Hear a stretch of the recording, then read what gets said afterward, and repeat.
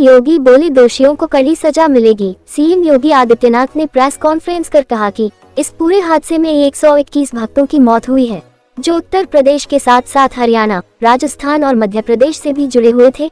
वहीं प्रदेश में हाथरस, बदायूं, कासगंज, अलीगढ़, एटा, ललितपुर, फैजाबाद, आगरा जनपद के लोग शामिल हैं। हाथरस के जिला अस्पताल में कई लोगों का इलाज चल रहा है। इस घटना की चश्मदीद से बात की उन्होंने बताया कि हादसा कार्यक्रम के दौरान ही हुआ। इस कार्यक्रम में जो सज्जन अपना उपदेश देने आए थे और मंच से उतरने के बाद जीटी रोड के पास उनका काफिला आया तो उसे छूने और चरण रज लेने की कोशिश में महिलाओं का एक काफिला आगे बढ़ा और लोग इस हादसे का शिकार हो गए। इसका सबसे दुखद पहलू यह था कि जो सेवादार प्रशासन को भी अंदर नहीं जाने देते, ऐसे लोगों ने इस घटना को दबाने का प्रयास किया। इसकी जांच के लिए एडीजी आगरा की अगुवाई में एक कमेटी गठित की गई है। इस घटना की तह तक जाने के लिए उनसे कहा गया है। इस घटना में आयोजकों को भी पूछताछ के लिए भी बुलाया जाएगा।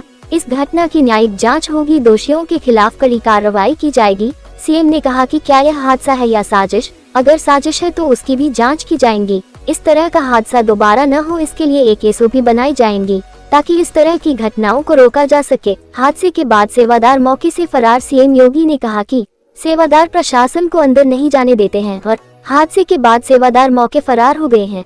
16 जिलों के लोग हादसे का शिकार। सीएम योगी ने कहा कि हादसे में सबसे पहले राहत बचाव कार्य शुरू किया गया। 16 जिलों के लोग इस हादसे का शिकार हुए हैं।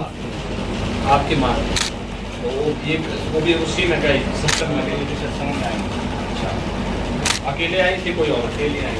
हाँ, उनकी मृत्यु हुई, उनकी बॉडी मिल गई, अभी लेके गए नहीं। ये घटना अत्यंत दुखद और हृदय विदारक है।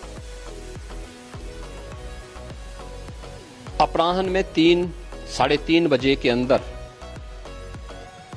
ये पूरा घटनाक्रम घटित होता हुआ बताया जाता है। जनपद हाथरस के सिकंदरा राव के अंदर ये पूरा हादसा घटित हुआ है।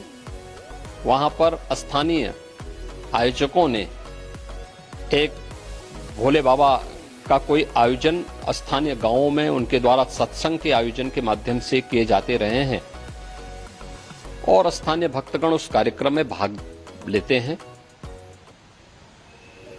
उस समय जब मंचीय कार्यक्रम संपन्न हो चुका होता है तो बताते हैं कि जब सत्संग के प्रवचनकर्ता वहां से मंच से उतर रहे थे तो उनकी तरफ अचानक भक्तों की भीड़ उन्हें छूने के लिए उधर जा रही थी और सेवादारों के द्वारा रोकने पर यह हादसा वहां पर घटित हुआ।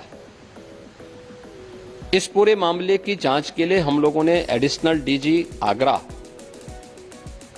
की अध्यक्षता में मंडलायुक्त अलीगढ़ को शामिल करते हुए एक टीम बना करके उन्हें अविलंब रिपोर्ट उपलब्ध कराने के लिए कहा है।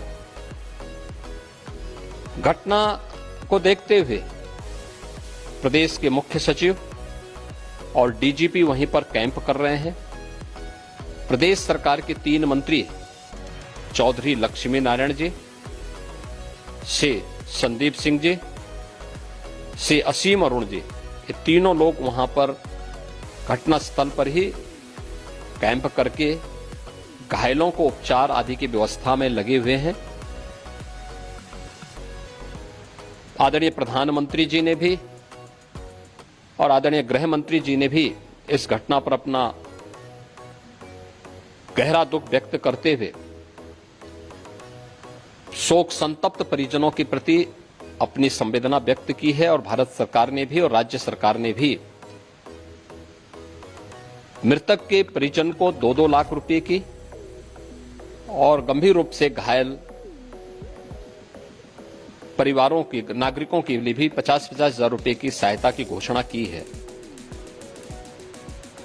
राज्य सरकार इस पूरी घटना की तह में जाएगा। यह हादसा है या साजिश, यह भी हम इसकी तह में जाकर के इसको देखेंगे। इस प्रकार की घटना पर पीड़ितों के प्रति संवेदना व्यक्त करने की बजाय राजनीति करना यह अत्यंत दुर्भाग्यपूर्ण है और निंदनीय भी। जो लोग इस पे कुछ राजनीतिक दल इस पे राजनीति भी कर रहे हैं, इसको गलत बता रहे हैं, आपको लगता है कि इस तरीके की घटना जब होती है तो राजनीति करने की बजाय सरकार देखिए ये समय पीड़ितों के घावों पर मलहम लगाने का है, पीड़ितों के प्रति संवेदना का है।